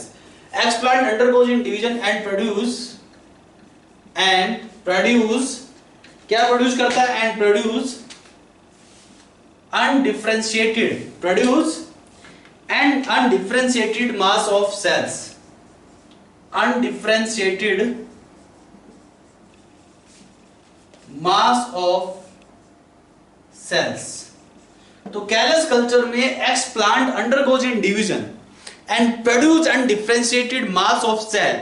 The undifferentiated mass of cell that you call callus. Callus क्या है, कुछ नहीं है, callus एक अनडिफरेंशिएटेड मास ऑफ सेल है। तो callus culture में explant यानी कि it may be the tissue, it may be the cell, undergoes in division and produce undifferentiated mass of cell that you call callus. तो यहां पे explant undergoes in division and produce undifferentiated mass of cell, जिसको कि आप क्या कहते हैं, called callus. इस अनडिफरेंशिएटेड मास ऑफ सेल्स को बनाने के लिए यहां पे इस कल्चर में इस बात पे क्वेश्चन आ जाता है, एग्जाम में क्वेश्चन फ्रेम हो जाता है इस बात पे कि यहां पे कैलस कल्चर में राइट कौन कौन से हार्मोन का इस्तेमाल होता है। तो इस पे बहुत क्वेश्चन आते हैं, वेरी इंपॉर्टेंट है ये। यहां पे कौन कौन से हार्मोन इस्तेमाल होते हैं, यहां पे क्वेश्चन बन जाता है, क्वेश्चन फ्रेम हो जाता है इस बात पे। तो ये बात ध्यान रखिएगा। तो यहां पे मेनली कैलस कल्चर में जो हार्मोन्स इस्तेमाल किए जाते हैं वो हार्मोन्स में आता है 2,4-D। 2,4-D एक ऑक्सिन हार्मोन है, आपको पता होना चाहिए, पढ़ चुके हैं आप ऑक्सिन हार्मोन। इसके अलावा जो हार्मोन इस्तेमाल किया जाता है वो किया जाता है बेंजाइल एमिनोप्यूरिन। ये बेंजाइल एमिनोप्यूरिन जो है ये साइटोकाइनिन है, this is a kind of cytokinin. तो इसका इस्तेमाल किया जाता है। तो कैलस कल्चर में इतना ही है कि जो एक्सप्लांट है वो undergoes in division and produce undifferentiated mass of cells, जिसे कि आप कैलस कहते हैं, और यहाँ पे जो हार्मोन्स रिक्वायर्ड होते हैं ऑक्सिन एंड साइटोकाइनिन रिक्वायर्ड होते हैं। Is that clear to all of you? इसके बाद जो दूसरा कल्चर है हमारा सस्पेंशन कल्चर। अगर हम सस्पेंशन कल्चर की बात करें तो सस्पेंशन कल्चर में एग्जैक्टली क्या किया जाता है, you must understand about suspension culture. In case of suspension culture में राइट एग्जैक्टली एक चीज और मैं आपको बता दूं, कैलस कल्चर को जो आप जनरली प्लेस करते हैं, प्लेस इन एगार। एगार एक सॉलिड मीडियम है, इज दैट क्लियर? तो एगार में इसको प्लेस किया जाता है, यहां पे एक सॉलिड मीडियम है। वहीं अगर हम सस्पेंशन कल्चर की बात करें तो सस्पेंशन बनाया जाता है। किसका सस्पेंशन बनाया जाता है? लिक्विड मीडियम का सस्पेंशन बनाया जाता है। याद रहे कैलस कल्चर और सस्पेंशन कल्चर में डिफरेंस क्या है? कैलस कल्चर में राइट सॉलिड मीडियम एगार मीडियम रखा जाता है, एगार मीडियम में एक्सप्लांट को प्लेस किया जाता है। वहीं सस्पेंशन कल्चर में लिक्विड मीडियम में एक्सप्लांट को प्लेस किया जाता है। याद रहे सस्पेंशन कल्चर में लिक्विड मीडियम में एक्सप्लांट को प्लेस किया जाता है। क्या किया जाता है? प्लेस किया जाता है। याद रहे आपको। तो in suspension culture this is mainly placed in liquid medium. ये डिफरेंस है, डिफरेंस याद रहे आपको कि इसको लिक्विड मीडियम में प्लेस किया जाता है। लिक्विड मीडियम में ही तो सस्पेंशन बनेगा ना भाई, है ना? तो यहां पे लिक्विड मीडियम में इसको प्लेस किया जाता है सस्पेंशन कल्चर को। और इस कल्चर में क्या किया जाता है? इस कल्चर को कॉन्स्टेंटली इसमें एजिटेशन किया जाता है। एजिटेशन का मतलब समझते हैं? एजिटेशन मतलब इसमें जो एजिटेशन स्पीड होती है 100 से 250 रिवॉल्यूशन पर मिनट। एजिटेशन कंटिन्यूअसली घुमाया जाता है। Are you getting or not? Continuously घुमाया जाता है, एजिटेशन किया जाता है, और एजिटेशन जो स्पीड होती है वो 100 से 250 रिवॉल्यूशन पर मिनट। तो कॉन्स्टेंटली इसको घुमाया जाता है। और इसमें जो हार्मोन इस्तेमाल होता है, इस पे क्वेश्चन फ्रेम हो जाता है। इसमें मेनली जो हार्मोन इस्तेमाल किया जाता है वो किया जाता है 2,4-D। याद रहे 2,4-D जो हार्मोन है ऑक्सिन हार्मोन है। सस्पेंशन कल्चर में इसका मोस्ट वाइडली इस्तेमाल होता है। सस्पेंशन कल्चर में पहले रूट इंड्यूस होते हैं राइट। तो सस्पेंशन कल्चर को 100 से 250 आरपीएम की स्पीड से घुमाया जाता है, कॉन्स्टेंटली एजिटेशन किया जाता है, और वो एक लिक्विड मीडियम में प्लेस किया जाता है। वहीं जो कैलस कल्चर है उसको सॉलिड मीडियम यानी कि एगार के सॉलिड मीडियम, वैसे सेमी सॉलिड होता है एगार, सॉलिड मीडियम एगार मीडियम में प्लेस किया जाता है, और वहां पे उसका रिवॉल्यूशन एजिटेशन नहीं किया जाता है। और वहां पे दोनों हार्मोन इस्तेमाल होते हैं 2,4-D as well as BAP, जबकि सस्पेंशन कल्चर में मेनली 2,4-D इस्तेमाल किया जाता है। तो ये बात आपको याद रहे। तो दो टाइप के यहाँ पे कल्चर हैं। मेथड्स मैंने आपको बताया, callus culture, suspension culture, explant growth culture right. इन विट्रो कल्चर में कैलस कल्चर और सस्पेंशन कल्चर आता है। Explant growth culture I will discuss in detail, इसमें कौन कौन से मेथड आते हैं वो भी मैं डिस्कस करने वाला हूँ। इसके बाद यहाँ पे थोड़ी बहुत लिटिल बिट इंफॉर्मेशन मैं आपको और देना चाहता हूँ। जनरली कभी भी टिश्यू कल्चर टेक्निक को परफॉर्म किया जाता है उसके लिए न्यूट्रिएंट मीडियम बनाया जाता है। तो न्यूट्रिएंट मीडियम में जो PGR है यानी कि जो प्लांट ग्रोथ रेगुलेटर्स हैं वो इंट्रोड्यूस किए जाते हैं। उसमें सबसे पहले जो इंट्रोड्यूस किया जाता है वो साइटोकाइनिन इंट्रोड्यूस किया जाता है। जब सूट इंड्यूस हो जाता है उसके बाद ऑक्सिन इंट्रोड्यूस किया जाता है, तब बाद में फिर रूट इंड्यूस होता है। तो पहले साइटोकाइनिन और बाद में ऑक्सिन, तो ये याद रहे आपको। तो एक चीज मैं आपको और बता दूं, first introduce in tissue culture technique पहले क्या इंट्रोड्यूस किया जाता है? साइटोकाइनिन। और साइटोकाइनिन क्या करता है? सूट इंडक्शन यानी कि सूट को इंड्यूस करता है, induce shoot. Is that clear? Suit को बनाने का काम करता है। वहीं सेकेंड इंट्रोड्यूस यानी कि लेटर इंट्रोड्यूस, बाद में सूट इंडक्शन के बाद जब सूट इंड्यूस हो जाता है उसके बाद लेटर इंट्रोड्यूस, उसके बाद इंट्रोड्यूस किया जाता है ऑक्सिन को, और फिर वहां पे रूट्स फॉर्मेशन हो जाती हैं। तो पहले सूट फॉर्मेशन होता है किसी भी एक्सप्लांट में, तो उसके लिए पहले क्या डाला जाता है? उसके लिए पहले डाला जाता है साइटोकाइनिन, और बाद में रूट फॉर्मेशन कराते हैं और रूट फॉर्मेशन के लिए बाद में ऑक्सीन का डालना जरूरी है। ऐसी कुछ और यहाँ पे टर्मिनोलॉजी है रिलेटेड टू दिस मेथड। यहाँ पे कभी कभी आप ये एक्स्ट्रा पॉइंट्स है जो मैं आपको बता रहा हूँ, इससे रिलेटेड क्वेश्चन आपको एग्जाम में मिल जाते हैं। सब कल्चरिंग भी करते हैं। कभी कभी न्यूट्रिएंट मीडियम में जब सेल डिवीजन होता है तो न्यू सेल्स के डैमेज से बचाने के लिए आप सब कल्चरिंग करते हैं। सब कल्चरिंग में आप क्या करते हैं कि उस मीडियम से एक्सप्लांट को निकाल के किसी फ्रेश मीडियम में इंट्रोड्यूस कर दिया जाता है। तो पुराने मीडियम से निकाल के फ्रेश मीडियम में एक्सप्लांट को इंट्रोड्यूस किया जाता है। This is called sub culturing. याद रहे। तो सब कल्चरिंग क्या है? Introduce the explant into the new medium। नए मीडियम में एक्सप्लांट को प्लेस कर दिया जाता है फ्रॉम ओल्डर मीडियम। किससे? ओल्डर मीडियम से। ये क्यों रिक्वायर्ड है? Because this sub culturing helps to protect the new cells. क्योंकि जो न्यू सेल्स बन रही हैं एक्सप्लांट में पुराने मीडियम में, वो डैमेज होने के चांसेस बढ़ जाते हैं। ग्रोथ कंटिन्यूसली हो रही है, न्यूट्रिएंट्स प्रॉपर नहीं है, पुराना मीडियम हो चुका है कंप्लीटली, मतलब उसमें न्यूट्रिएंट यूटिलाइज हो चुका है, तो नई न्यू सेल्स जो है डैमेज हो सकती है। उस डैमेजिंग को रोकने के लिए उस ओल्डर मीडियम से न्यूअर मीडियम में इंट्रोड्यूस कर दिया जाता है एक्सप्लांट्स को। इसे आप सब कल्चरिंग कहते हैं। ऐसे एक और होता है यहाँ पे हार्डनिंग। इस पे भी क्वेश्चन बन जाता है। ये दोनों टर्मिनोलॉजी आपको याद होनी चाहिए।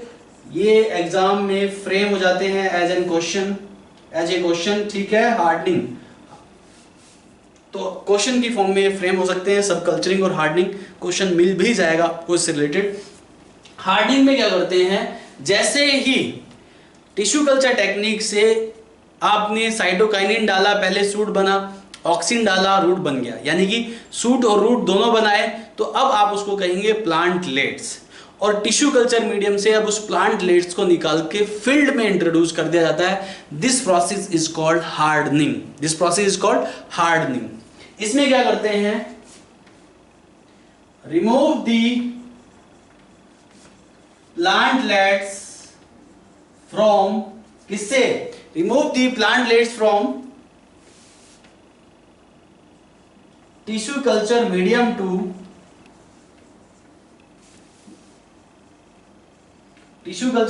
To fields. तो फील्ड्स में उनको इंट्रोड्यूस कर दिया था क्योंकि फील्ड्स में उनकी ग्रोथ अच्छे से हो पाएगी। इसे आप क्या कहते हैं? दिस प्रोसेस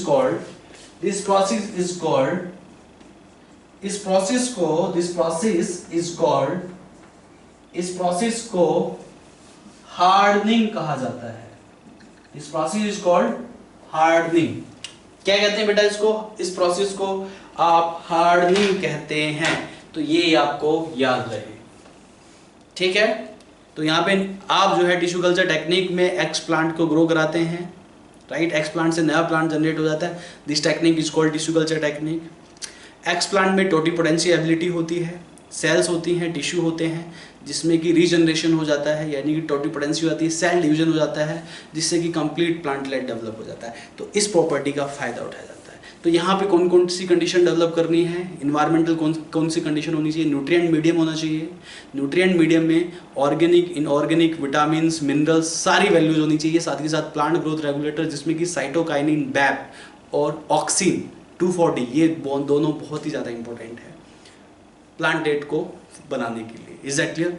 ऑक्सिन चाहिए रूट को इंड्यूस करने के लिए, रूट फॉर्मेशन के लिए, और साइटोकाइनिन चाहिए शूट फॉर्मेशन के लिए। इसके साथ साथ यहाँ पे स्टेरिलाइजेशन भी की जाती है। स्टेरिलाइजेशन में आप क्या करते हैं? इन केस ऑफ स्टेरिलाइजेशन आप जो है स्टेरिलाइज करते हैं, माइक्रोब्स फ्री बनाते हैं एक्सप्लांट को। एक्सप्लांट के लिए जो स्टेरिलाइजेशन की जाती है उसको आप सरफेस स्टेरिलाइजेशन बोलते हैं। इसके अलावा कंप्लीट स्टेरिलाइजेशन किया जाता है, वेसल्स का, इंस्ट्रूमेंट्स का, इन सारी चीज़ों का कंप्लीट स्टेरिलाइजेशन किया जाता है।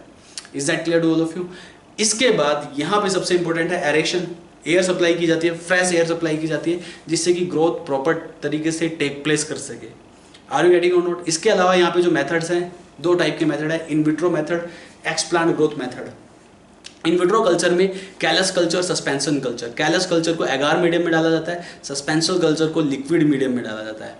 कैलस कल्चर में जो है जनरली आप दोनों हार्मोन इंट्रोड्यूस करते हैं, 2,4-D auxin and cytokinin BAP, इन दोनों को इंट्रोड्यूस करते हैं और यहाँ पे कैलस कल्चर में आप कंप्लीट प्लांटलेट्स को डेवलप करा सकते हैं। वहीं कैलस कल्चर में, कैलस कल्चर क्यों बोलते हैं, क्योंकि यहाँ पे undifferentiated mass of cell develop हो जाता है जिसे आप कैलस कहते हैं, तो कैलस के डेवलपमेंट के लिए इसको कैलस कल्चर कहा जाता है। सस्पेंशन कल्चर को लिक्विड मीडियम में रखा जाता है, एजिटेशन किया जाता है 100 से 250 RPM रिवोल्यूशन पर मिनट की स्पीड से, और यहाँ पे सस्पेंशन कल्चर में जो हार्मोन डाला जाता है वो 2,4-D डाला जाता है। इसके अलावा कुछ 2 अदर टर्म्स भी हैं, सब कल्चरिंग, राइट, पुरानी सेल्स के नए सेल्स को प्रोटेक्ट करने के लिए, क्योंकि नई सेल डैमेज हो सकती है पुराने मीडियम में, तो उनको प्रोटेक्ट करने के लिए पुराने मीडियम से नए मीडियम में आप एक्सप्लांट को डाल दीजिए, this is called sub culturing. Hardening क्या करते हैं, हार्डनिंग में जब प्लांटलेट बन जाता है, पहले आप साइटोकाइनिन डालते हैं तो शूट इंड्यूस हो जाता है, उसके बाद आप ऑक्सिन डालते हैं तो रूट इंड्यूस हो जाता है, उसके बाद कंप्लीट प्लांटलेट डेवलप हो जाता है। जब कंप्लीट प्लांटलेट डेवलप हो जाता है तो उसको न्यूट्रिएंट मीडियम से निकाल के फील्ड्स में इंट्रोड्यूस कर दीजिए, इसे आप हार्डनिंग कहते हैं। इसके बाद I am going to discuss in detail about explant growth culture, तो लिसन केयरफुली, ध्यान दीजिए। इसके बाद now I am going to discuss about explant growth culture, so listen carefully. तो जो एक्सप्लांट ग्रोथ कल्चर है कितने टाइप के होते हैं ये आपको पता होना चाहिए। There are 3 types of explant growth culture. Number 1 is embryo culture, number 2 is protoplast fusion culture, या इसको आप सोमैटिक हाइब्रिडाइजेशन भी कहते हैं, this is also be known as somatic hybridisation, and last one is embryo culture, protoplast fusion. इसके बाद जो हमारा लास्ट बचता है वो बचता है मेरिस्टेम कल्चर। तो 1 by 1 I am going to discuss, बहुत ही आसान है। सबसे पहले एम्ब्रियो कल्चर की बात कर लेते हैं। एम्ब्रियो कल्चर क्या है और ये क्यों कराया जाता है। एम्ब्रियो कल्चर में किसी भी सीड के एम्ब्रियो का एक्ससीजन कर लिया जाता है, और उस एम्ब्रियो को, क्योंकि सीड में आपको पता है कि प्लांट के पास सीड होता है, सीड में एम्ब्रियो होता है, तो उस सीड से एम्ब्रियो का एक्ससीजन करा के टिश्यू कल्चर टेक्निक से उस एम्ब्रियो से एक प्लांट को डेवलप किया जाता है, this is called embryo culture, याद रहे। तो इसमें क्या करते हैं आप, excision of embryo from seed, seed से एम्ब्रियो का एक्ससीजन कर लिया जाता है, and that excised embryo and that embryo grow in nutritional medium, nutritional medium में उसकी ग्रोथ कराई जाती है एंड प्रोड्यूस न्यू प्लांट। तो ये भी एक टिश्यू कल्चर टेक्निक का पार्ट है, एम्ब्रियो को एक्साइज करके सीड से निकाल के टिश्यू कल्चर टेक्निक से ग्रो कराना। अब ये क्यों कराया जाता है, इसकी एप्लीकेशन देखिए क्यों कराया जाता है, इसकी एप्लीकेशंस देखिए। ये कराया जाता है एम्ब्रियो रेस्क्यू के लिए। कभी कभी क्या होता है, आप इंटरजेनेरिक हाइब्रिडाइजेशन कराते हैं या इंटर स्पेसिफिक हाइब्रिडाइजेशन कराते हैं, तो उस केस में क्या होता है कि एम्ब्रियो जो है डेवलप नहीं कर पाता है सीड में, या सीड जो है कोलैप्स कर जाता है। तो ऐसे केस में एम्ब्रियो बना है लेकिन आगे वो फर्दर ग्रोथ नहीं कर पाता है, तो एम्ब्रियो को बचाने के लिए, उस सीड को बचाने के लिए, उस प्लांट की हाइब्रिड को डेवलप करने के लिए आप उस एम्ब्रियो को निकाल के टिश्यू कल्चर टेक्निक से ग्रो करा देते हो। तो एप्लीकेशन में एम्ब्रियो रेस्क्यू। तो यहां पे क्या किया जाता है एम्ब्रियो रेस्क्यू में कि कभी कभी इंटरस्पेसिफिक हाइब्रिडाइजेशन या इंटरजेनेरिक हाइब्रिडाइजेशन में प्लांट ग्रोथ नहीं कर पाता है उस सीड से, उसमें एम्ब्रियो तो बनता है but at the earlier stage उसका आगे डेवलपमेंट नहीं हो पाता। तो ऐसे केस में एम्ब्रियो को निकाल के उसको जो है टिश्यू कल्चर टेक्निक से नया प्लांट, नई हाइब्रिड डेवलप की जा सकती है। तो इसका एक एप्लीकेशन हो गया। दूसरी एप्लीकेशन क्या होगी, कुछ सीड ऐसे होते हैं जिसमें प्रॉपर न्यूट्रिएंट्स नहीं होते हैं जर्मिनेशन के लिए, जैसे कि ऑर्चिड्स। ऑर्चिड के सीड में प्रॉपर न्यूट्रिशन नहीं होते जर्मिनेशन के लिए, तो उसका जर्मिनेशन फेल हो जाता है। तो ऐसे केस में भी एम्ब्रियो को निकाल के एम्ब्रियो कल्चर को परफॉर्म किया जा सकता है, याद रहे। फॉर सीडलिंग डेवलपमेंट, तो इसको क्या कहेंगे आप, सीडलिंग डेवलपमेंट के लिए, इज दैट क्लियर। या फिर कुछ रेयर प्लांट्स को डेवलप करने के लिए भी इस टेक्निक का इस्तेमाल किया जाता है। तीसरी application, for the development of rare plants. इसके बाद जो दूसरा हमारा कल्चर है मेरिस्टेम कल्चर। ये मेरिस्टेम जो कल्चर है इसमें मेरिस्टेमेटिक टिश्यू को सेपरेट करके, राइट, टिश्यू कल्चर टेक्निक से नया प्लांट डेवलप किया जाता है मेरिस्टेमेटिक टिश्यू का इस्तेमाल करके। इसमें जो क्या क्या क्या किया जाता है, इसमें यूज ऑफ मेरिस्टेमेटिक टिश्यू, इसमें मेरिस्टेमेटिक टिश्यू का इस्तेमाल करके न्यू प्लांट को डेवलप किया जाता है, राइट। इस मेरिस्टेमेटिक टिश्यू कल्चर की एप्लीकेशन है, अगर आप एक पैथोजन या एक वायरल फ्री प्लांट चाहते हैं तो उसके लिए आपको मेरिस्टेमेटिक टिश्यू कल्चर परफॉर्म करना पड़ता है। This is mainly used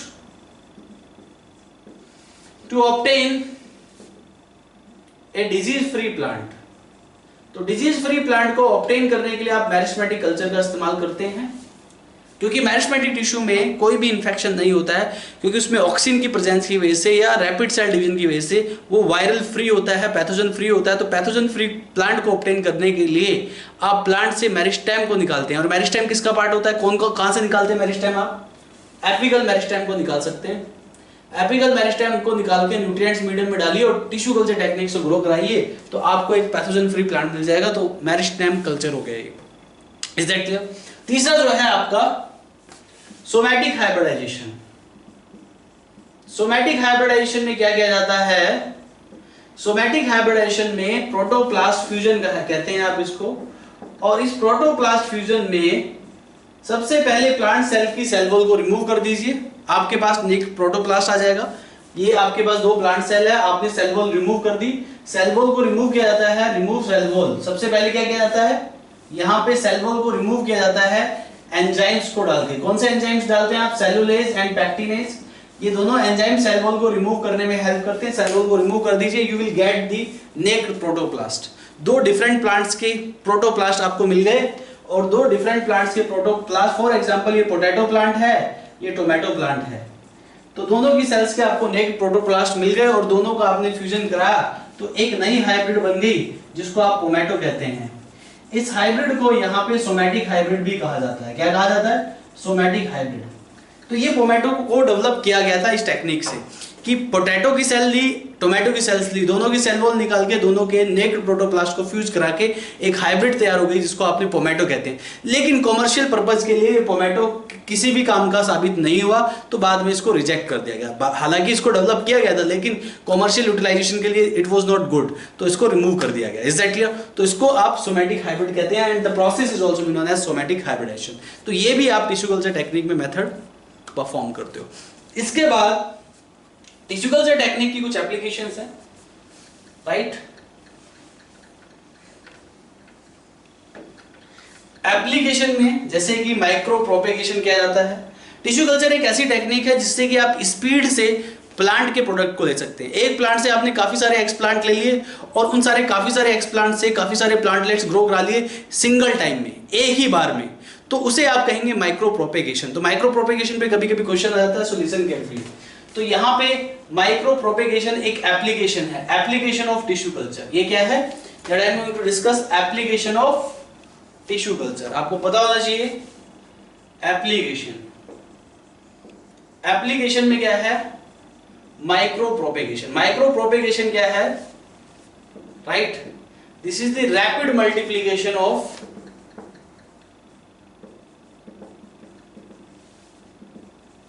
explants.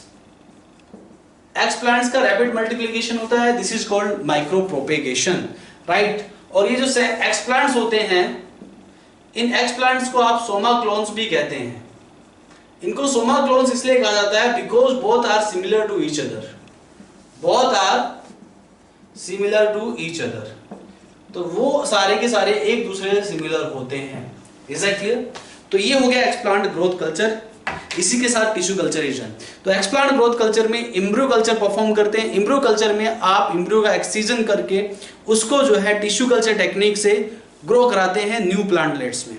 ये जनरली उन प्लांट्स के लिए किया जाता है जिसमें कि जो कि आप इंटरस्पेसिफिक हाइब्रिडेशन या इंट्राजेनेरिक हाइब्रिडेशन को परफॉर्म करते हैं तो वहां पे एम्ब्रियो की ग्रोथ नहीं हो पाती है, सीड कोलैप्स हो जाते हैं। तो जहां पे एम्ब्रियो की ग्रोथ ना हो पाए तो वहां पे एम्ब्रियो को निकालिए और टिश्यू कल्चर टेक्निक से ग्रो करा दीजिए, आपको हाइब्रिड वैरायटी मिल जाएगी। या कहीं पे सीड में प्रॉपर अमाउंट में न्यूट्रिशन नहीं होते जर्मिनेशन के लिए, तो उस केस में भी आप इसको इस्तेमाल कर सकते हैं।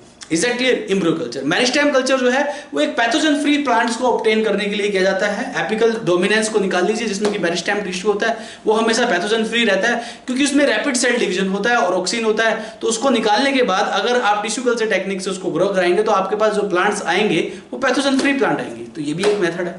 और जो सबसे लास्ट मेथड है उसको आप सोमैटिक हाइब्रिडाइजेशन बोलते हैं, यानी कि सोमैटिक सेल्स का आप इस्तेमाल करते हैं, या फिर प्रोटोप्लास्ट फ्यूजन भी बोलते हैं। तो यहाँ पे आप दो सेल्स, एक पोटैटो की सेल्स, एक टोमेटो की सेल्स ली आपने, उनकी सेल वॉल को सेलुलेज या पैक्टिनेज जैसे एंजाइम से रिमूव करा दिया। उसके बाद दोनों का फ्यूजन कराने के बाद जो आपके पास सेल बनी वो एक सोमैटिक हाइब्रिड सेल बनी और उससे जो प्लांट बना वो एक सोमैटिक हाइब्रिड प्लांट बना। Is that clear? और इसको सोमैटिक हाइब्रिडाइजेशन भी कहते हैं। तो ये एक्स प्लांट ग्रोथ कल्चर जो कि एक टिश्यू कल्चर का ही टाइप है। तो ये हो गया इसी के साथ टिश्यू कल्चर कंप्लीट, और इसी के साथ ये आपका चैप्टर भी कंप्लीट। तो आप यहाँ तक इस चैप्टर को अच्छे से पढ़ के आएंगे। इस चैप्टर को डिटेल में पढ़ना और इससे रिलेटेड सारी भी जितनी भी इन्फॉर्मेशन थी जो कि आपके एग्जाम्स के लिए बहुत इंपॉर्टेंट थी वो सब मैं करा चुका हूँ, सब कुछ मैंने कवर कर दिया है। तो बस आपको इस चैप्टर को अच्छे से पढ़ना है। कोई डाउट होगा तो आप मुझसे पूछिएगा। तो इस चैप्टर में बस इतना ही और आज के लिए भी इतना ही। अब मिलते हैं अगले टॉपिक के साथ मेरी अगली क्लास में। तब तक के लिए thank you very much, bye bye, take care.